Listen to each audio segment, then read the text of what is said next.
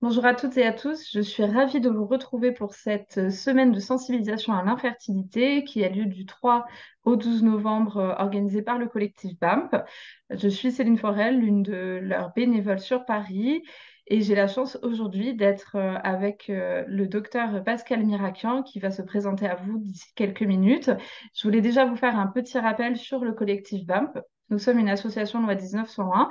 On existe depuis maintenant bientôt 10 ans et on traite de tout ce qui touche à l'AMP, que ce soit de l'AMP au niveau intraconjugal ou aussi bien du don. Vous pouvez retrouver nos actions en région où nous avons plusieurs antennes de bénévoles réparties sur le territoire.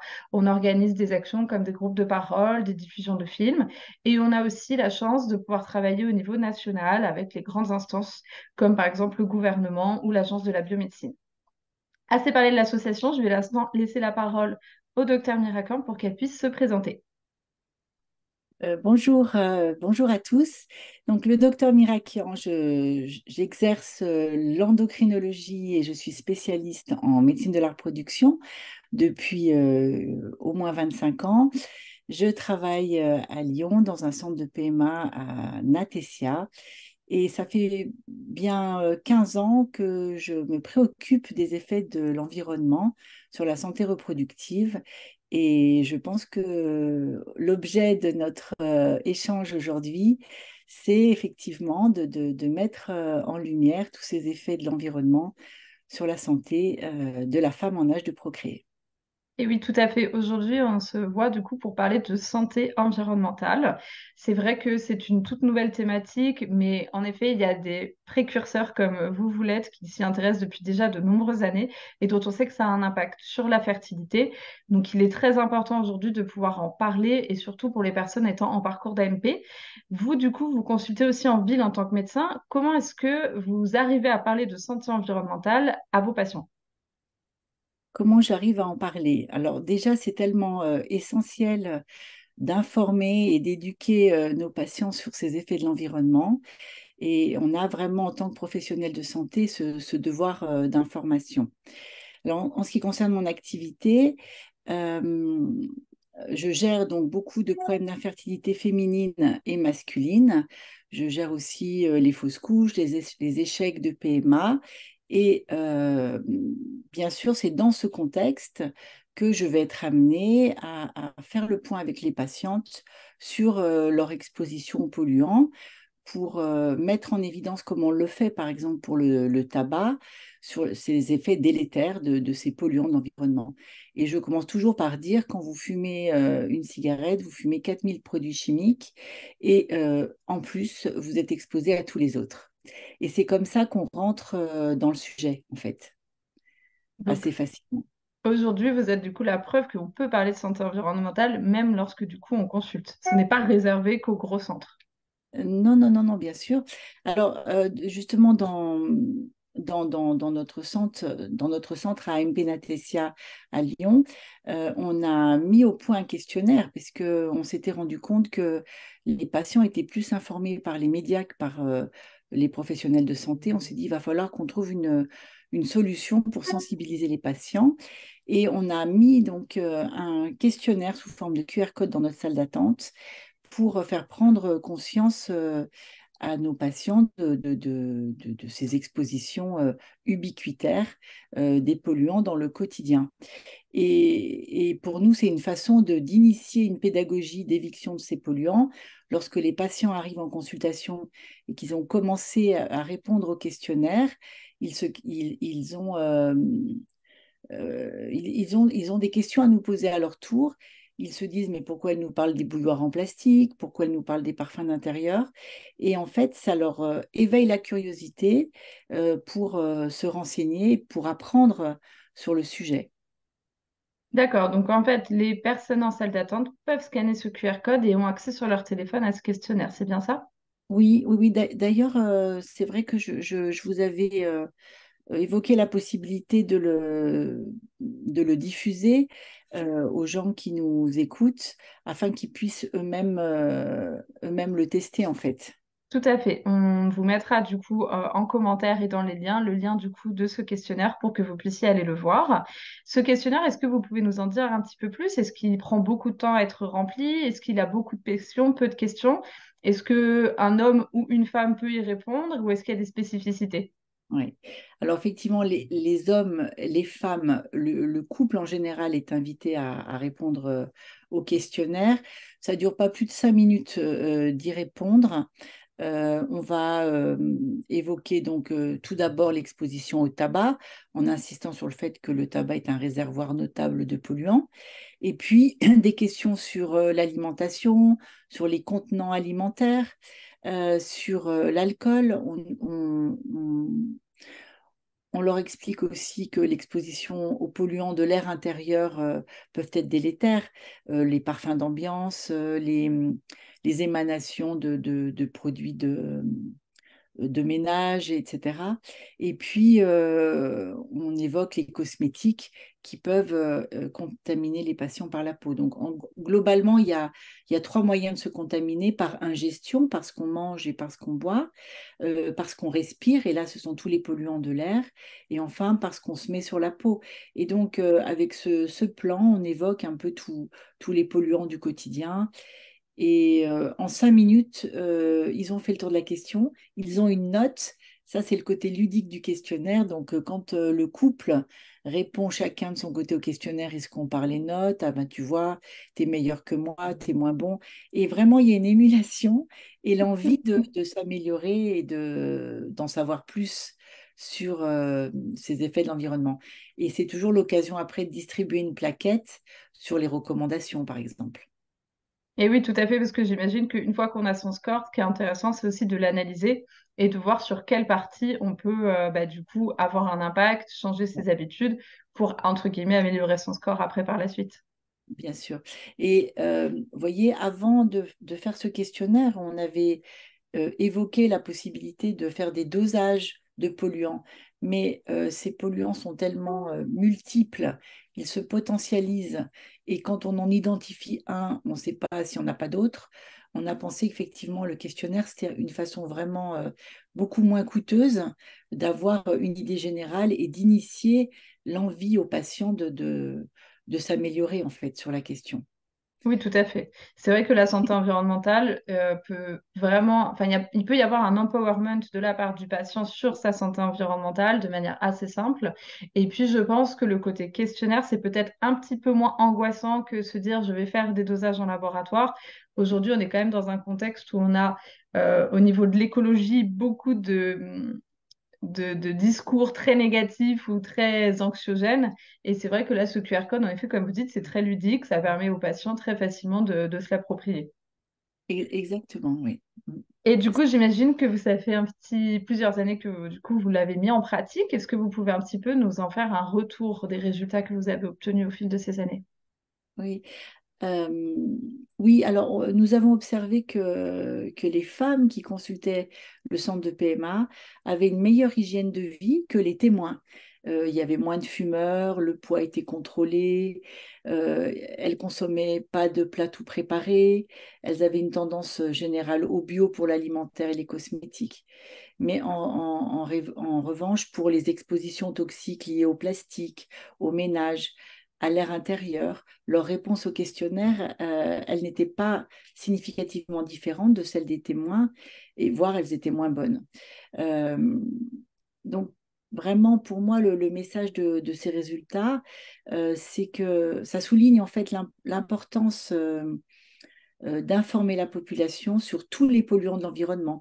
Aujourd'hui, une femme en âge de procréer, elle sait qu'il faut qu'elle arrête de fumer, qu'elle fasse attention un peu à ce qu'elle mange, mais elle n'a pas la connaissance de tous les autres polluants de l'environnement, et c'est d'ailleurs pour ça qu'elle n'applique pas les recommandations. Et quand elle découvre, en répondant au questionnaire, qu'il y a d'autres choses importantes à éviter, elles sont les premières à vouloir s'y plier parce que c'est vraiment un moment idéal pour, euh, pour faire attention à soi quand on a le projet d'un bébé et d'autant plus qu'on est infertile. Et alors après, parmi les patientes infertiles, on s'est rendu compte que les femmes en surpoids étaient beaucoup plus exposés aux polluants que les autres. Mais pas seulement dans le comportement alimentaire, mais ces patientes en surpoids, elles utilisaient plus de cosmétiques pas bio, elles utilisaient plus de parfums d'ambiance, de parfums d'intérieur. Et on sait que ces polluants sont souvent très lipophiles et se concentrent dans la graisse. Et il y a même des études qui montrent que ces polluants ont un effet obésogène. Donc on se demande même si l'auto-entretien de l'obésité ne serait pas lié à cette exposition excessive aux polluants. Donc dans la population des femmes en surpoids, encore plus, il faut insister sur l'exposition aux polluants qu'on a observé de façon beaucoup plus importante chez elle.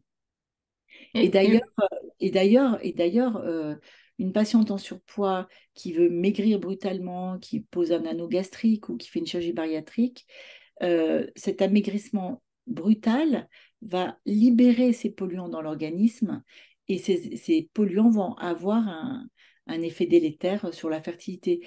Donc en fait, il faut surtout pas maigrir brutalement quand on veut faire un bébé. Il faut essayer de maigrir lentement pour pas prendre le risque de déstocker en fait tous les polluants dans le sang.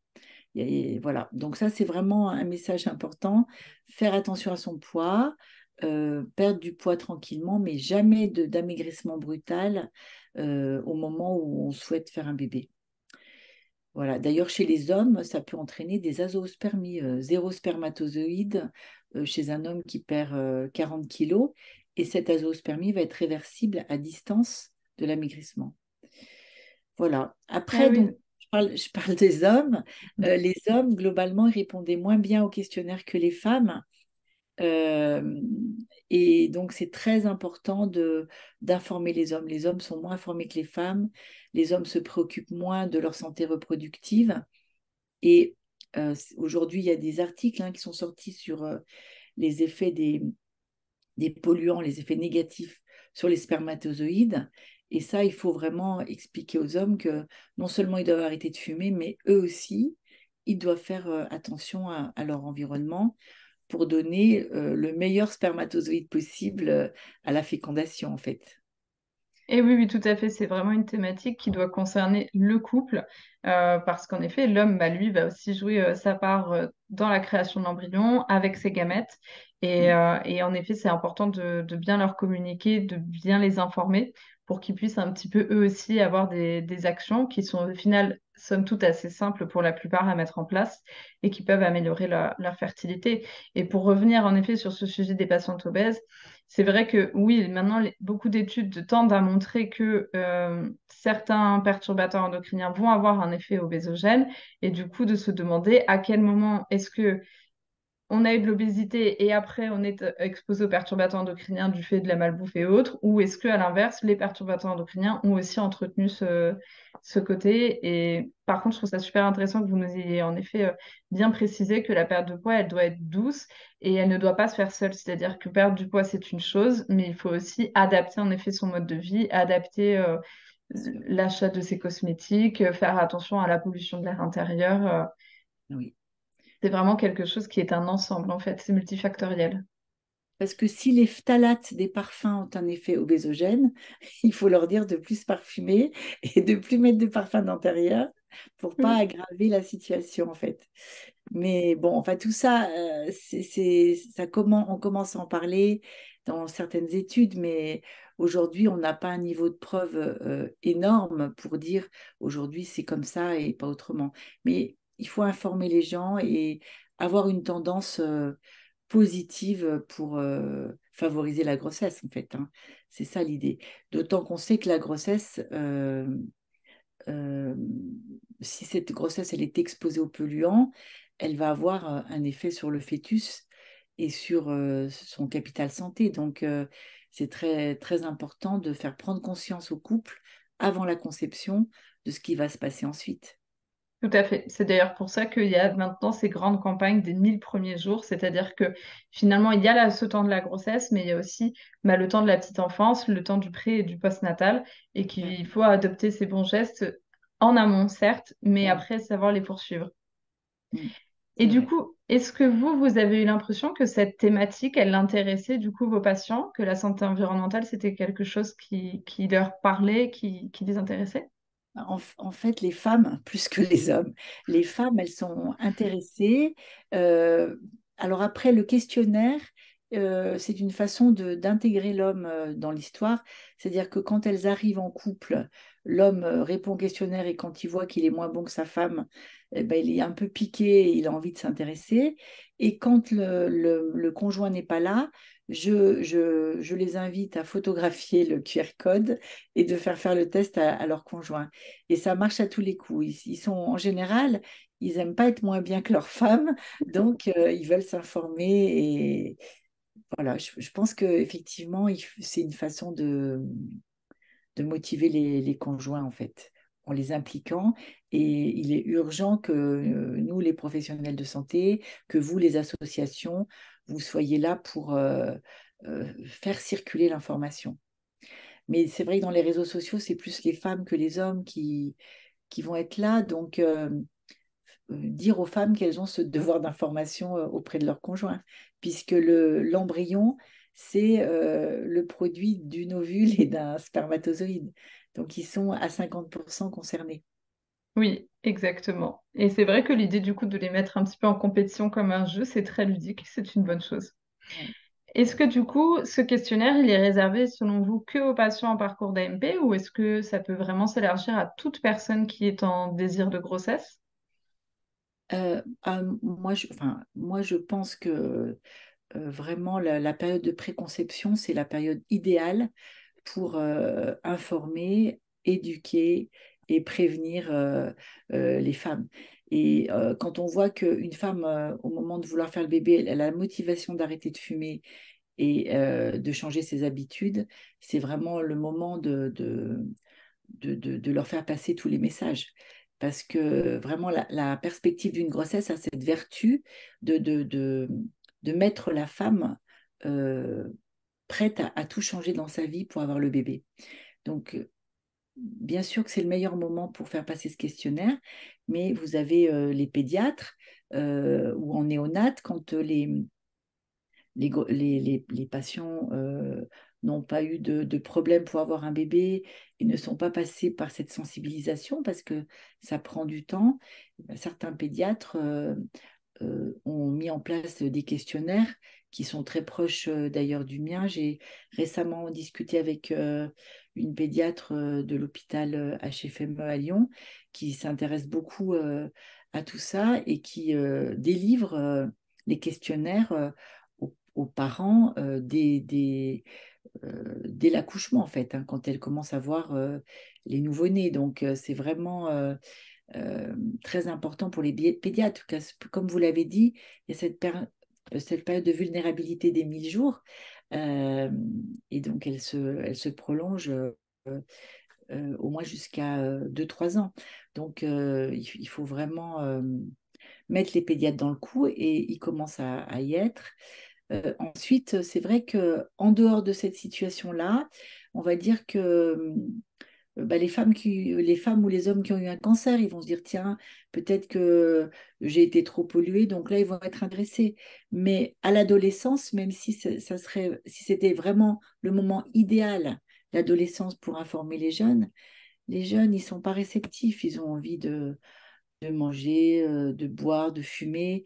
Ils n'ont pas la perspective de la grossesse tout de suite en tête et c'est beaucoup plus difficile de faire changer les habitudes à un adolescent parce qu'il n'y a pas la carotte de la grossesse. Voilà. Maintenant, si demain on arrive à informer tout le monde, bah, ça sera vraiment merveilleux parce que non seulement on va prévenir l'infertilité, mais on va aussi prévenir les maladies cardiovasculaires, le diabète, les cancers hormonodépendants. Donc on est vraiment dans un sujet de santé publique qui est essentiel.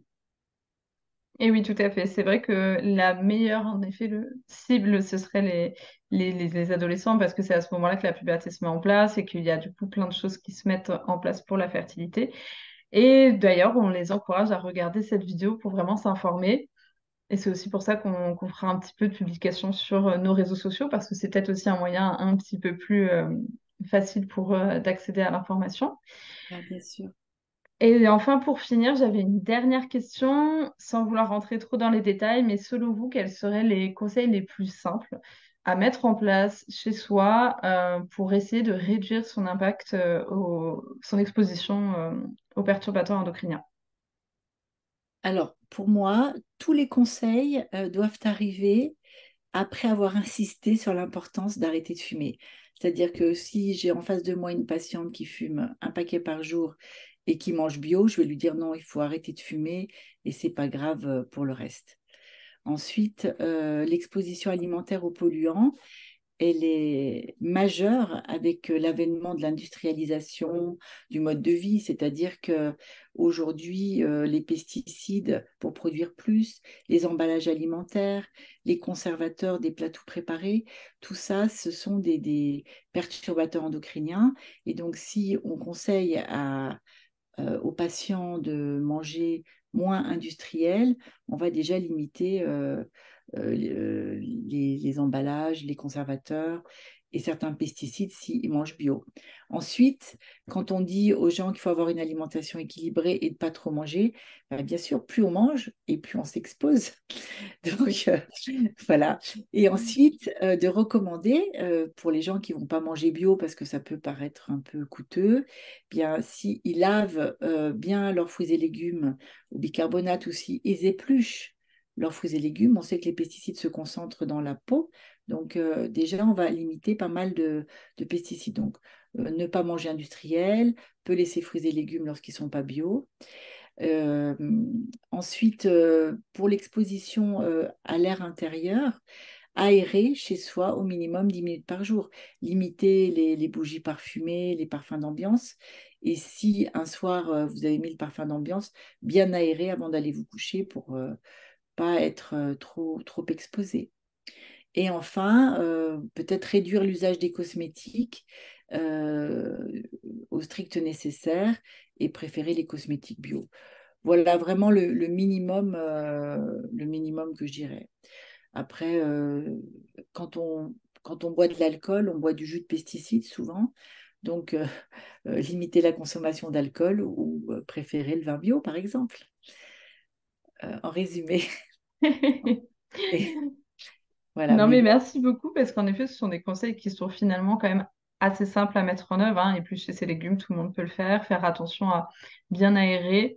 Et du coup, c'est vraiment à la portée de tous. Et je pense que c'est le message qu'on voulait aussi faire passer aujourd'hui avec vous et avec l'association. C'est que la santé environnementale, c'est pas un gros mot. Il faut vraiment ne pas le prendre avec trop d'angoisse. Il y a des source désormais fiable d'informations, comme bah, du coup aujourd'hui le témoignage du docteur Mirakian.